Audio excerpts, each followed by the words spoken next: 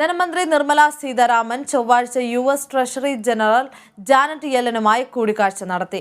ഇന്ത്യയും USുമായുള്ള സാമ്പത്തിക ബന്ധം ശക്തിപ്പെടുത്തുന്നതിനെക്കുറിച്ചും ബഹുമുഖ വേദികളിലെ ഇടപെടലുകൾ വർദ്ധിപ്പിക്കുന്നതിനെക്കുറിച്ചും ഇരുവരും ചർച്ച ചെയ്തു. ലോകബാങ്കിന്റെയും IMFന്റെയും ഈ വർഷത്തെ ചർച്ചയ്ക്ക് എത്തിയതിനെ തുടർന്നാണ് ഇരുവരും തമ്മിൽ കൂടിക്കാഴ്ച നടത്തിയത്.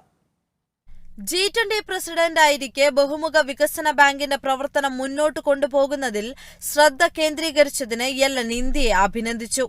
ഇന്ത്യയുടെ G20 അധ്യക്ഷ സ്ഥാനം വിജയകരമാക്കാൻ സഹായിക്കുന്നതിന് ഇന്ത്യയുമായുള്ള അടുത്ത സഹകരണം തുടരാൻ US ആഗ്രഹിക്കുന്നതായും യെല്ലൻ പറഞ്ഞു. ലോകബാങ്കിന്റെ വികസന സമിതിക്ക് വേണ്ടി നിർദ്ദേശിച്ച നടപടികൾ വളരെ നല്ല ചുവടുവയ്പ്പാണെന്നും എന്നാൽ ഈ വർഷം കൂടുതൽ പ്രവർത്തനങ്ങളാണ് മുന്നിലുള്ളതെന്നും യെല്ലൻ കൂട്ടിച്ചേർത്തു.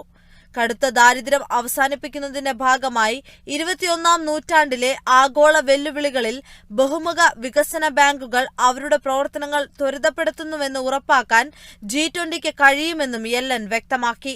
അതേസമയം ഇന്ത്യയിലെ സ്വകാര്യ മേഖലയെയും ആഭ്യന്തര വിപണിയെക്കുറിച്ചും മന്ത്രി സീതാരാമൻ പരാമർശിച്ചു.